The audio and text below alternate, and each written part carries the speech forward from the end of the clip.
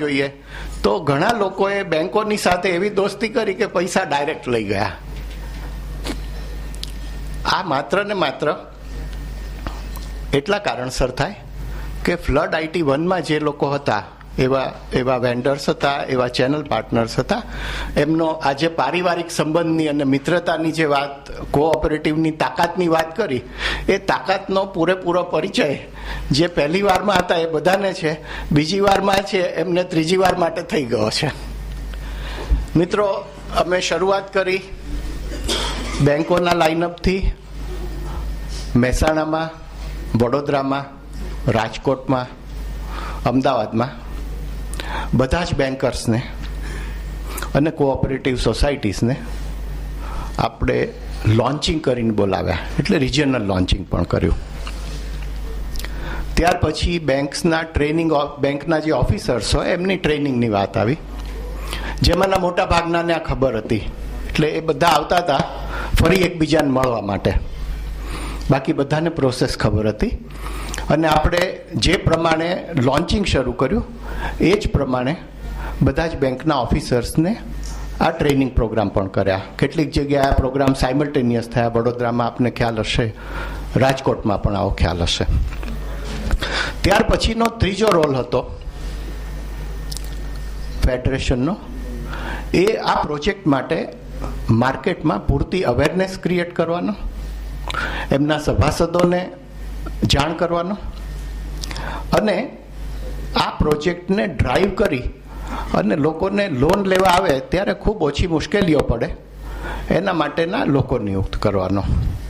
જે કામ લોકોને નિયુક્ત કરવાનું કામ, ડેડિકેટેડ ઓફિસર્સ રાખવાનું કામ, એ બધું બેંકના ભાગે હતું. અવેરનેસ ક્રિએટ કરવાનું કામ એ ફેડરેશનના ભાગે હતું. આપની પાસે એક ફ્લડ IT ટાઈમ્સ 4 પાના અમે છાપીને આપ્યા છે. આપ જોશો તો ખ્યાલ આવશે.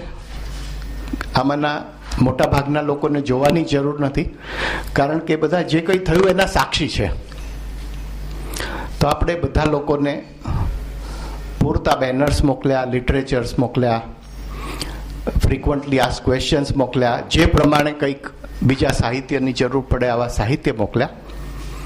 મને કહેતા ખૂબ આનંદ થાય છે કે 140 બેંકો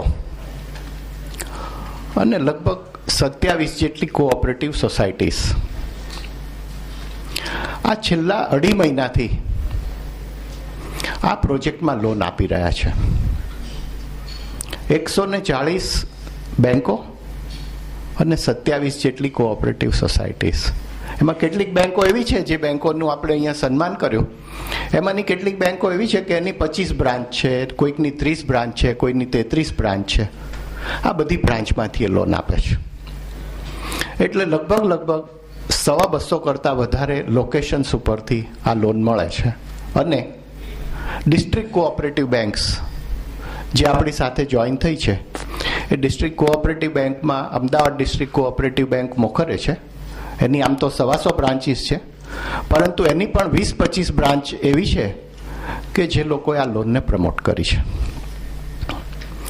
પ્રોજેક્ટને આગળ ધપાવવા માટે આ બધાના સહયોગથી, સહકારથી કેટલીક બેંકોએ ઇન્ડિવિજ્યુઅલ વેન્ડર્સને પણ પોતાના પ્રિમાઇસમાં ડેમોન્સ્ટ્રેશન કરવાનું કહ્યું. કેટલીક બેંકોને ફેડરેશનના કહેવાથી સાથે રહી અને બધા વેન્ડર્સની સાથે પણ ડેમોન્સ્ટ્રેશન્સના કાર્યક્રમો થયા. આ કાર્યક્રમો આપણે લગભગ મે મહિનાથી શરૂ કર્યા. અત્યારે આપણે ઓગસ્ટમાં આવી ગયા છીએ.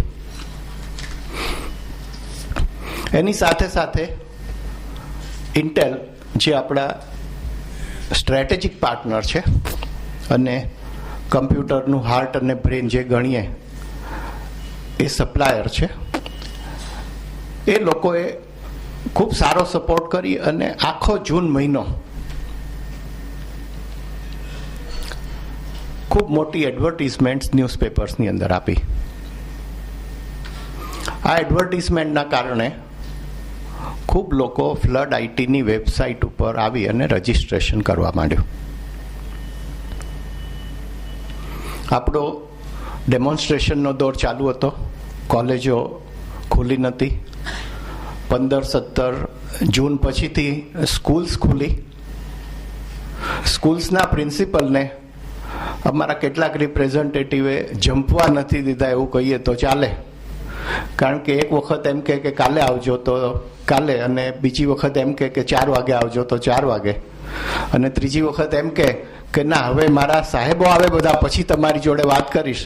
તો તમારા સાહેબ ક્યારે આવવાના છે એવું પૂછીને પણ એમની સાથે 4-5 ધક્કા ખાધા પછી પણ અમદાવાદ અને રાજકોટ જેવી જગ્યાઓએ આપને ધ્યાનમાં છે કે ઘણી બધી સ્કૂલોમાં પણ આપણે ડેમોન્સ્ટ્રેશન કર્યા, જ્યાં 100થી માંડીને કદાચ 1000, 1200, 1500 જેટલા વિદ્યાર્થીઓ હતા. સ્કૂલની સંખ્યા તો કોઈક જગ્યાએ 7000 જેટલી પણ હતી. મિત્રો, આ જાહેરાતોનો દોર, ત્યાર પછી આ ડેમોન્સ્ટ્રેશનનો દોર, ધીરે ધીરે એવો ખ્યાલ આવતો માત્ર ડેમોન્સ્ટ્રેશન કરીએ છીએ પૂરતું નથી. એટલે કેટલીક બેંકોએ જુલાઈ મહિનાની શરૂઆતથી ઓન ધ સ્પોટ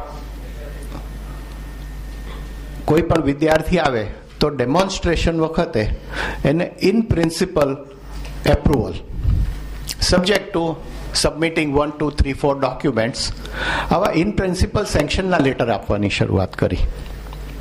અને જેવી આ સ્કૂલો ખુલી અને કોલેજો પણ ખુલવાની હતી, એ દરમિયાન આપણે ગુજરાતની બધી જ યુનિવર્સિટીના વાઇસ ચાન્સલરને પત્ર લખી અને આ પ્રોજેક્ટ વિશે જાણ કરી. આપણે એમાંના કેટલાક લોકોને પર્સનલી મળ્યા, એમની યુનિવર્સિટી અંતર્ગત જેટલી કોલેજીસ આવે છે એમાં આ પ્રોજેક્ટ ડ્રાઈવ કરીએ આપણે, એવી એમની સાથે વાતો કરી. અને કેટલીય સ્કૂલ્સ અને કોલેજીસ જ્યાં આગળ માર્કેટિંગનો સ્ટાફ ફ્લડ આઈટી દ્વારા જે રાખવામાં આવ્યો છે એ પહોંચી ન શકે એવું હોય, ત્યાં એવી સ્કૂલોમાં આપણે ડાયરેક્ટ મેલર્સ મોકલ્યા.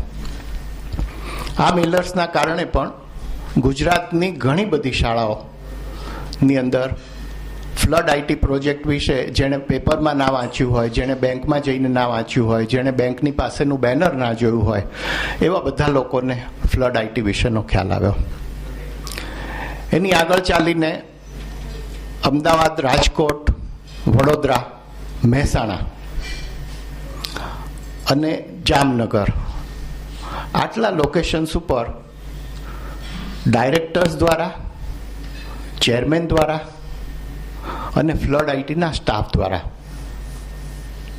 કોલેજીસ, કોલેજના ટ્રસ્ટીસ, કોલેજના ડીન અથવા પ્રિન્સિપલ, આ બધા લોકોને પર્સનલી મળી અને માત્ર લિટરેચર કે સાહિત્ય આપીને નહીં, તો એમને એવો આગ્રહ કરીને કે અહીંયા ડેમોન્સ્ટ્રેશન કરીએ અને on the spot loan sanction કરાવીએ. તો એવા કાર્યક્રમો પણ થયા. વડોદરાની અંદર કેટલાક મિત્રોને ખબર છે કે એવો કાર્યક્રમ આપણે લગભગ 15 જેટલા ઇન્સ્ટિટ્યુશન્સને બોલાવી અને એક હોટલમાં અક્રોસ ધ ટેબલ એમની સાથે વાત કરી શકાય એવો કાર્યક્રમ કર્યો. પટેલ સાહેબની લીડની સાથે અમે વડોદરા યુનિવર્સિટીના વાઇસ ચાન્સલરને પણ મળ્યા, એમના દ્વારા પણ ખૂબ સારો પ્રતિભાવ મળ્યો.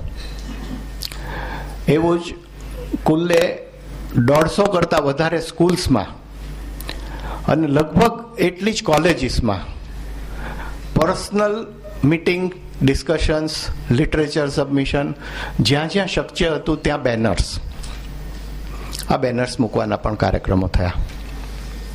હમણાં છેલ્લે યાદ કરાવું તો 3 દિવસ પહેલાં જૂનાગઢમાં એક કાર્યક્રમ કર્યો જેને આપણે લોન મેળો એવું નામ આપ્યું. અને રિપોર્ટ એવા છે કે ત્યાં લગભગ 500 જેટલા લોકો આ લોન મેળામાં આવ્યા અને 70 જેટલી લોન્સ ત્યાં આગળ આવતા 3 કે 4 દિવસમાં સેન્કશન થઈ શકશે. ફ્લડ આઈટી દ્વારા આવા કેટલાક લોન મેળા આવતા દિવસોમાં ઓર્ગેનાઇઝ કરવાની અમારી નેમ છે. આ જાહેરાતોની સાથે, આ ડેમોન્સ્ટ્રેશનની સાથે રેડિયો ઉપર પણ ફ્લડ આઈટીને આપણે લઈ ગયા અને રેડિયોની અંદર રેડિયો મિર્ચી દ્વારા અમદાવાદ, વડોદરા, રાજકોટ અને સુરત આની અંદર પણ લગભગ આપણે 30 દિવસનો પ્રોગ્રામ, એક દિવસમાં 4 થી 6 જાહેરાત અને કેટલાક દિવસોમાં 8 થી 10 જાહેરાત, એવા રેડિયો પ્રોગ્રામ્સ પણ આપણે કર્યા.